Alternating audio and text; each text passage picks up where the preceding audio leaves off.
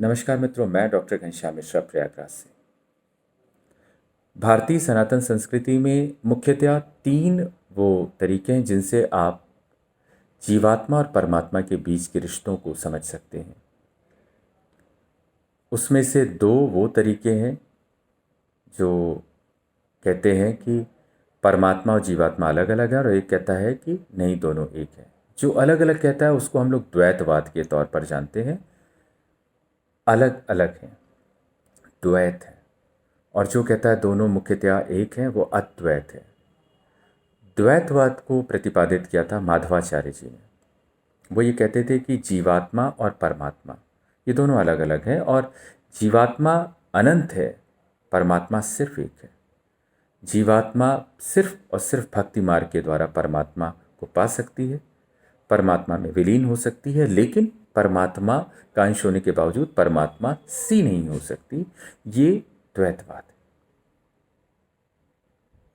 शंकराचार्य जी ने, आदि शंकराचार्य जी ने अद्वैतवाद की परिकल्पना को प्रतिपादित किया। वो ये कहते थे कि सिर्फ और सिर्फ ब्रह्म सत्य है या परमात्मा सत्य है, बाकी जो दुख के कारण हैं वो है माया, मन और शरीर की सीमाएं।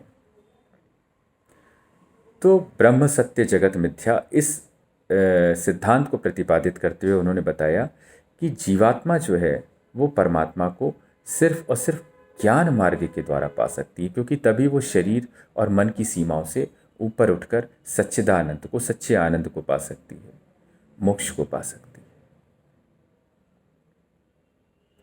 एक रामानुजाचार्य जी ने भी विशिष्ट अद्वैतवाद की परिकल्पना को प्रतिपादित किया था, जिसमें उन्होंने जीवात्मा और परमात्मा को एक ही माना, और उन्होंने कहा कि जीवात्मा परमात्मा में विलीन होती है, लेकिन उसके बावजूद दोनों में अंतर है। ये सारा प्रसंग बताने का प्रयोजन ये था कि सभी लोग इस जीवन मरण के चक्र से मुक्ति चाहते हैं, मोक्ष चाहते हैं। प्रभु श्री राम ने रामचरितमानस में जैसा उल्लेख मिलता है कि जो जो उनके सानिध्य में आया और जिसने प्राण त्यागे, उनको उन्होंने अपने लोक भेजा, सदगति दी, मोक्ष दिया, मुक्ति दी। चाहे वो जटायु हो, चाहे रावण हो, चाहे कुंभकर्ण हो, सबको उन्होंने मोक्ष दिया। तो उन्होंने राजा दशरथ को मोक्ष क्यों नहीं दिया था?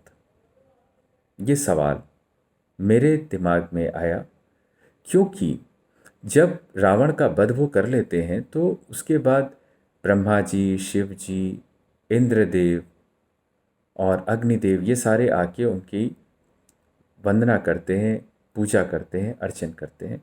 उसके बाद दशरथ जी आते हैं।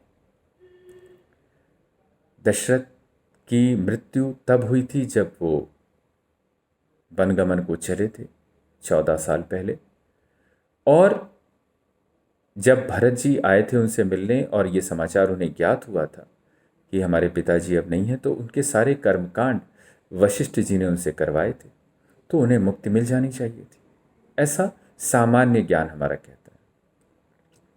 पर फिर वो कैसे सशरीर आए अपने पुत्र से मिलने, प्रभु श्री राम से? तो इस सवाल को मैं जब सोच रहा था तो उसमें एक जो बहुत अच्छा प्रसंग आया वो ये था कि प्रभु श्री राम जो थे उनको दशरथ हमेशा पुत्र रूप में चाहते थे, और भक्ति और प्रेम के माया और मोह के बंधनों से जकड़े हुए थे। तो जब वो आए तो सबसे पहले प्रभु श्री राम ने अनुज लक्ष्मण के साथ उनकी चरण वंदना करी, उनका आशीर्वाद दिया, और फिर उनसे ये कहा कि तात सकल तव पुण्य प्रभाव, जीत्यो अजय अजर निसाचर राव। मैंने जो राक्षस मारे वो सिर्फ आपके पुण्य प्रताप की वजह से मारे, मेरा कुछ नहीं था। तो ये कह के उन्होंने अपने पिता को सम्मान दिया और उनके प्रति अपनी अगाध श्रद्धा दिखाई।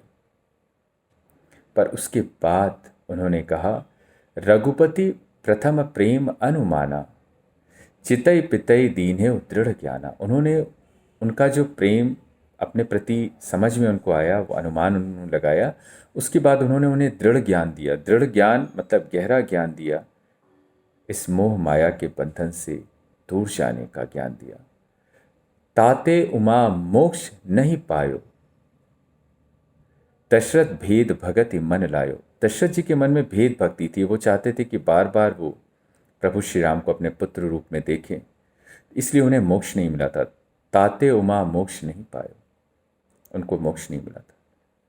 तो जब रामचंद्र जी ने उन्हें भेद भक्ति के मोहपाश में बंधा हुआ पाया, तो फिर उसके बाद उनको दृढ़ ज्ञान दिया और मोह माया के बंधन उनके छुड़ाए। उसके बाद वो परम धाम को जा पाए, इस माया के जाल से दूर होकर। आप सबके लिए ये छोटे से प्रसंग के साथ, क्योंकि इसने कहीं मेरे दिल को छुआ था। जय श्री राम।